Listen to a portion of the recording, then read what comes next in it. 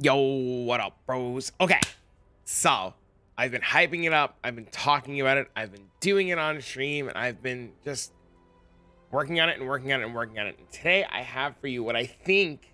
Now, it could be bad. It could be good. This is my opinion. What could be one of the most lucrative farming strategies or baselines of an Atlas tree. I know a lot of people have been doing their own farming strategies. There's a lot of really good things out there. You could be labbing, you could be doing 5-ways, you can be alching going, you can do DELI, ritual. Everything this league seems to be building and bringing in a huge profit. Now, for me personally, it's no secret I re-rolled. We all know I went cold dot ignite or ignite vortex, however you want to call it. I've been crafting my gear. My character's nowhere near where I want it to be. My character's still pretty weak in the grand scheme of things. And I've been farming up and making my currency to build up my character. Now, thanks to my good buddy Jirio, he loaned me some divines so that I could buy a sextant so I could start farming, and I've been using the sextant to make my profit. And my current farming strategy has been to do the infinite wing scarab farm.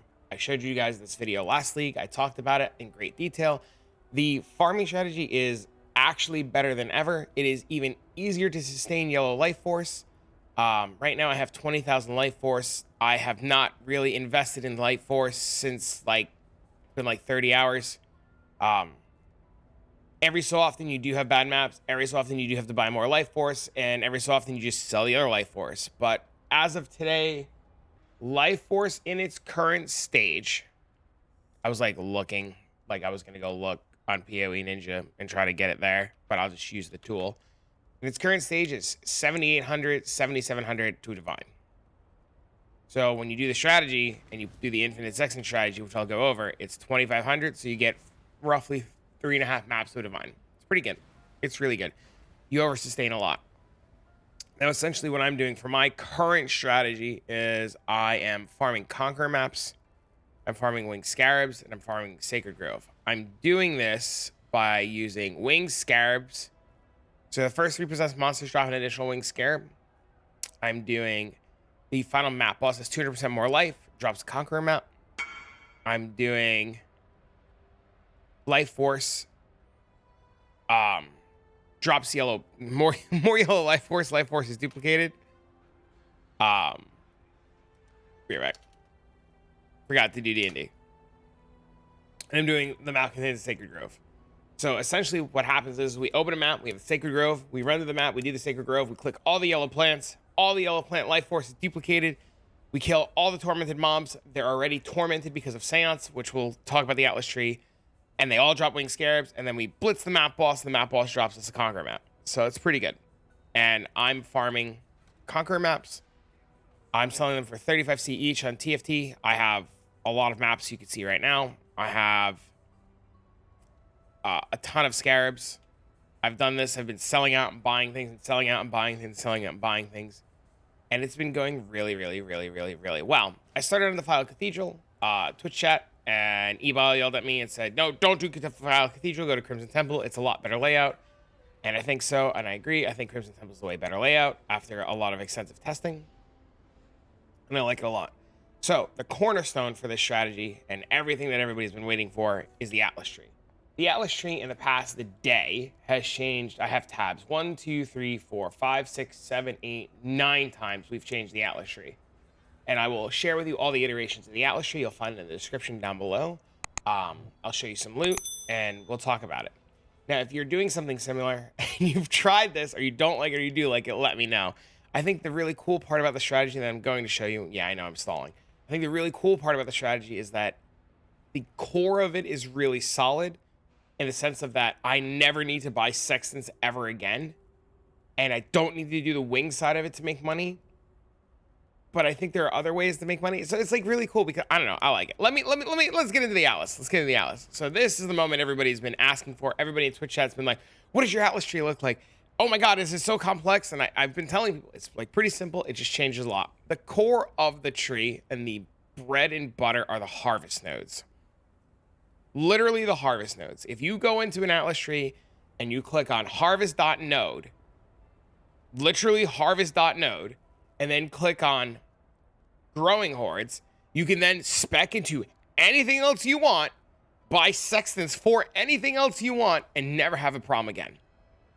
So what I mean by this is if I wasn't doing the Conqueror maps and the Winged Scarabs, and I wanted to do, I don't know, Blueprints, like always has a smuggler stash, I could do that, and then I could do anything else, or I could do Beyond. Like, pick any two Sextants. We're going to be testing on stream later today Mirror of Delirium and Delirium Bars Fill Faster. And we're going to be testing Delirium Orbs and Delirium Bars Fill Faster with Sacred Grove, so we never have to buy another Mirror of Delirium ever again. We never have to buy another Fills Faster ever again. I also want to test Harbingers and Harbinger Currency and Harbinger and the Boss. So essentially, TLDR, the most important part of this entire process and what I'm explaining is buy Harvest Sextant, keep Harvest Sextant, make infinite juice, and go nuts. Now, I know what you're going to say. It's impossible to sustain, and we'll get there. So my Atlas tree in its current state takes strong boxes. Strong boxes are free on the map. I come up this way through Nico for easy pathing. I block out all league mechanics because I'm not doing any league mechanics, and I'll explain why in a minute. I come up here. I take shrines. My personal character is still weak. If I wasn't weak, the shrine nodes that you're going to witness on this tree would all be in Essence. Because Essence, I think, is really good, but it takes me too long to kill the Essence mobs.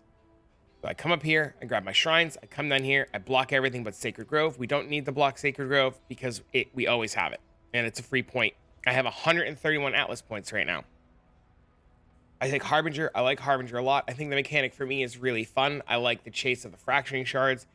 There are probably better points to put somewhere else, but I personally really enjoy Harbinger shards. Annuls are really good. I like playing with Ancient Orbs. I like having access to shards. It's just, for me, really good. We come up here, we grab Bumper Crop, so we have an additional harvest, or 50% chance to contain an additional harvest. We grab all the little life force nodes. We don't grab these because we have Sacred Grove, so we don't need these. So instead of pathing here, we come to this little path here, come up here, and grab all these. We take this one for more experience and 10% chance to spawn additional monsters. More monsters is really, really, really good, and we'll see why. Coming down over here, I'm taking Fortune Favors the Brave. I'm putting Fortune Favors the Brave on every one of my maps, every single one. Fortune Favors the Brave is giving us 10% increased quantity of items, 10% rarity of items, and the most important part, 10% pack size. Pack size is going to be the theme. Pack size gives us more mobs give us more harvest mobs give us more juice lets us do more maps, and more money in our pocket. Because we're in strong boxes, I take every strong box is rare, and I take the chance for operative strong boxes. I think scarabs are going to scale in price out of control. I don't think a lot of people realize what growing hordes does, and once people start to like catch on to what this node is and how powerful it is and how strong it is and everything it does, I think more people will buy it. I'm taking the entire middle wheel because quantity and rarity is really good. Harvest nodes, like I said, if it says harvest, you click it. The only harvest node we're not taking is chance at harvest down here, because we already have harvest guaranteed, so these nodes are a waste, and they're pathing out of the way. Harbinger, I like the Daddy Harbinger a lot. I think he's a lot of fun. Same thing with down here. I like having additional Harbingers on my map. I'm not sure if Stacks of Currency is better. Stacks of Currency might be better, but, you know, I'll need more testing. We're taking Doubling Season, which is a new harvest node. Doubling Season says Life Force drop by harvest monsters in your map have a chance to be duplicated. So essentially, we take the... I'm looking for screenshot of it now. We take the node in our Atlas tree for doubling, and then we take the Sextant, so everything is just doubled, so it's duplicated, so we double and we duplicate, and then you get like boss kills that essentially just look like this, where you just like get 1800 life force and you're like, what the bananas, because it duplicated and then it doubled. So like sometimes you just get 1800 life force randomly out of nowhere, and it's really cool. I am on blue side, which I'll explain about in a minute, versus red. I know red is more consistent rewards, but we'll talk about the blue in a minute. I come down here, I'm blocking out and reducing purple and blue plants. Yellow is life, yellow is great, yellow is everything we want. We're taking the entire top hat for more modifiers on the map. The top hat is really important and adds a lot. We're grabbing Seance. Seance in our strategy is really important for a couple of reasons. One, Seance says up to 5 rare monsters in each of your maps are possessed and their minions are touched. automatically possessed, automatically touched. We don't have to worry about killing them off screen. We don't have to worry about them not getting possessed. And because we're doing a winged scarab farming strategy, they're already possessed and they will always guarantee a winged scarab. Now, if you can't afford the winged scarab sextant, which is like 30 divines, it's very expensive. Gilded is still really good. Gilded is still really popular. Gilded is still a ton of currency. And because it's infinite and free, you only need to buy it once. And Gilded is like 30 or 40 C at the time of recording. And you could just buy that and just farm infinite Gilded scarabs forever. And then sell the bad ones and make profit. We'll talk about scarabs though in a few minutes. Seance is, even if I wasn't doing this, I would still be specting the seance, as the seance mobs have just explode loot. Just explode. I take the Covenant Shrine. My buddy Gone, who's helped and extensively worked on this tree with me, has convinced me it's really good. I like it a lot. I think if your character's not strong, I would, 100% really recommend shrines. They've enabled me to like blitz my maps. They've enabled my character to get stronger. They've enabled me to do content I thought I couldn't do. And I like shrines a lot. But the bread and butter of everything going on is Growing Hordes. Growing Hordes says rusted scarabs instead grab 5% increased pack size, polished scarabs grant 10% increased pack size, gilded scarabs grant 15% pack size, and winged scarabs grant 20% increased pack size. We had a node like this in Ruthless. These wheels here granted pack size instead, but now we have this, and I click this, and I never want to unclick it ever again. I never want to use another scarab for anything ever again. I always want pack size. Pack size has been the most insane thing in the world. I started using guild scarabs when guild scarabs were 1C a piece, and the difference between 10 and 15 was massive. I now use polished scarabs on all of my runs, and polish is still really good. The offline follow. Thanks, buddy. I should turn off alerts. That's so funny. Thank you. I appreciate that. So essentially what happens is back in the day, we all know pack size on maps is really good. We all know we'd roll our maps to 25% or better pack size, and then we know we would jam anything we could to get more pack size. We would take a grand design tree. We would do just anything we can. And ever since this node is out, and ever since I've been playing with this node has been just absolutely positively amazing. Originally, we started with an Atlas tree that looked like this. And this Atlas tree took both Growing Hordes, Grand Design. Now, if you take Grand Design, you get your maps to like 60% pack size, 67, 70% pack size pretty easily. And then Growing Hordes put your map to like 100, 110, 115. When I tried a rare, corrupted, VAALED 8 mod map on a Grand Design tree with Growing Hordes, I was over 150% pack size.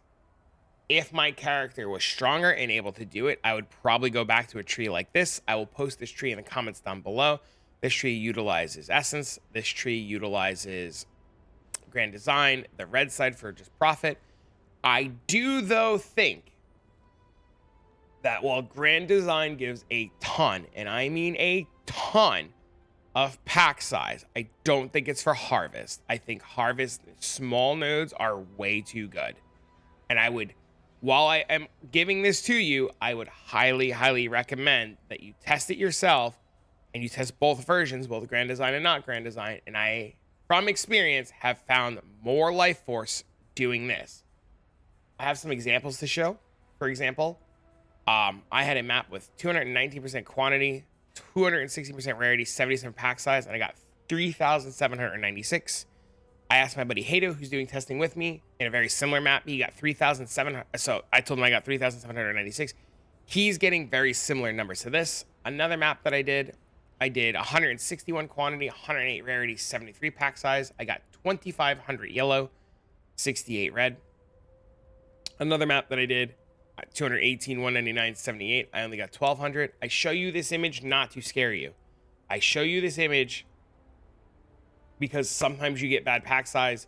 Sometimes you get bad life force. It happens. It's RNG. But I have a 3,000. I've got a 2,500. I showed you guys this image earlier where I killed just the boss and it dropped 1,800 by itself. And I think that grand design is not the way to go. I will post all of these trees too for you guys that I have here, and you can see we've tested a bunch of different things, a bunch of different pathing. This is the current tree in its current form. We tested a expedition tree. Expedition with this, if you like expedition and you could do expedition, pack size plus expedition is like bonkers. Like bonkers. Like bonkers. What else did we test?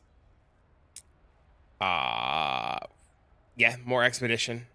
This tree is bad. We're not gonna put that one. This is more expedition. Running theme. We did a lot of work with expedition. Goen really liked expedition. Another expedition tree.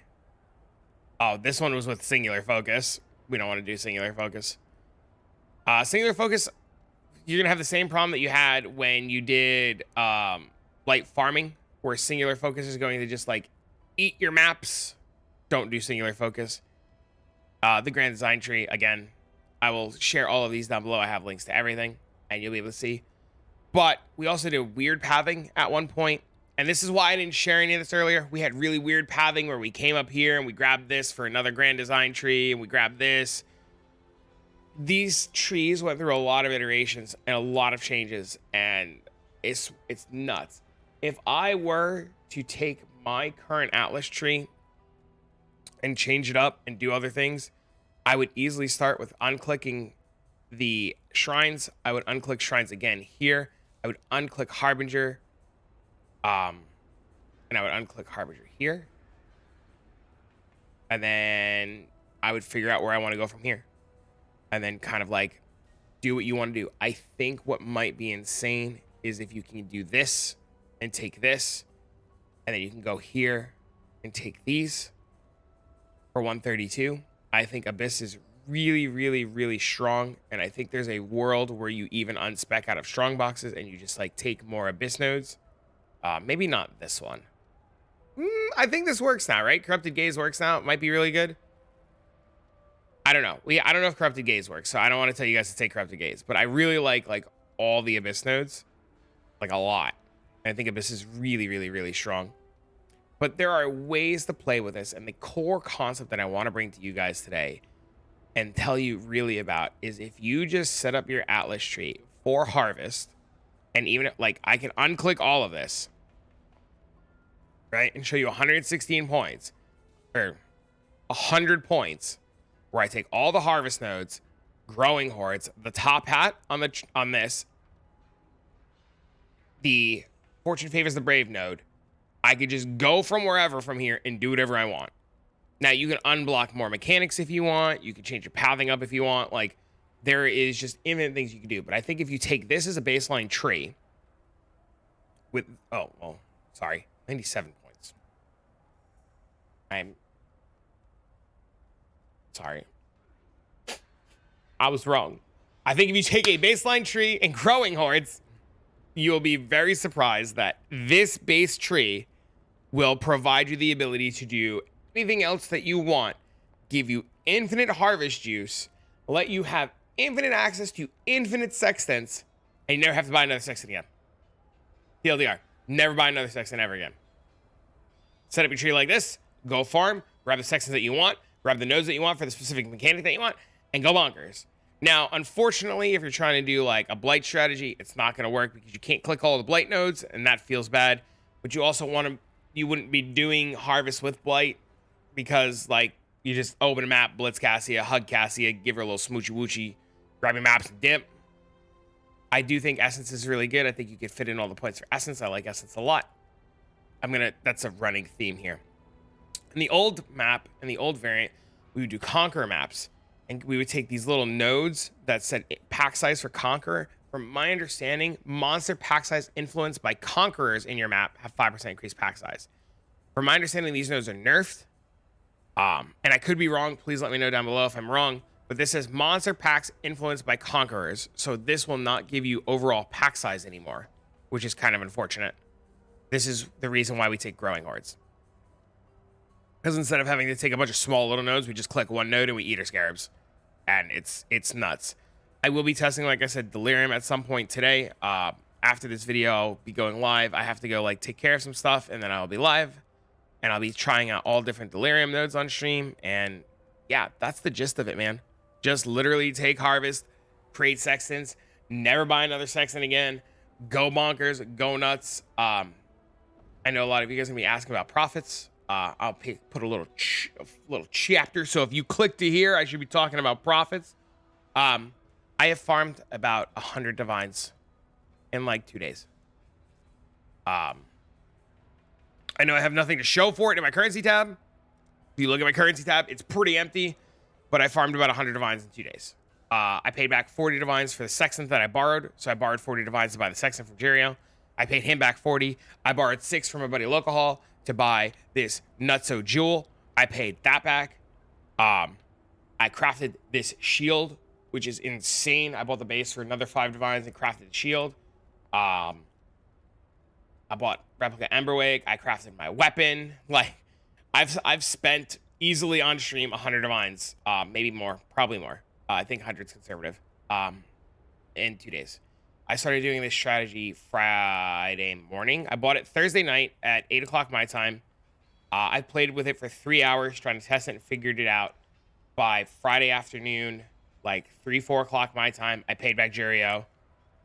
It's now Sunday morning, and like I have like tons of good gear. I'm working on it.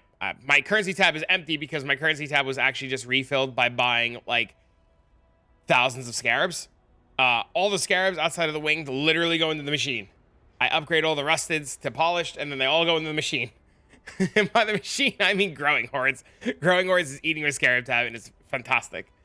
But yeah, I mean, I've cleaned out this tab like 3 times, and like I have 53 winged divination scarabs right now. I have 22 winged reliquary scarabs, 36 winged ambush scarabs, 32 winged abyss scarabs. It's just been nuts because like you're farming all this harvest juice and you're doing all these things, and then you're coming over here and you're throwing in expedition, and then you're like typing, you know, like you're just like, oh man, winged expedition scarabs, LOL XD, now they're winged blight, LOL XD, another cartographer.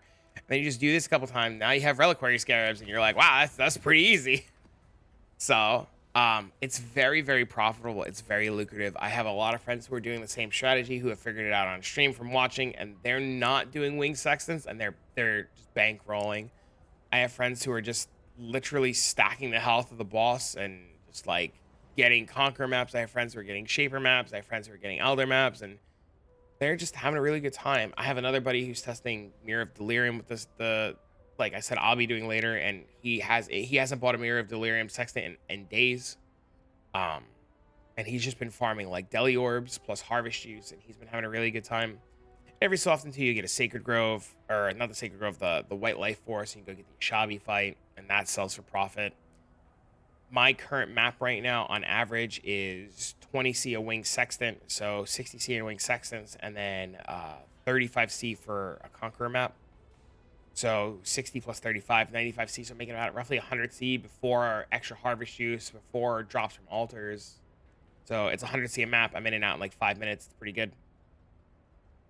Yes, it's costing me juice to put in.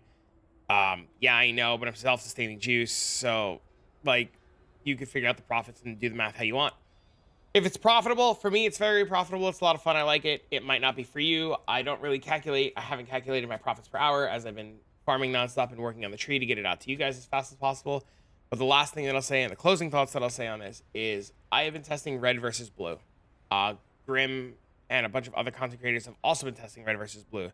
The general consensus is red offers better rewards and more consistent currency drops. I paid back all of my debts with red.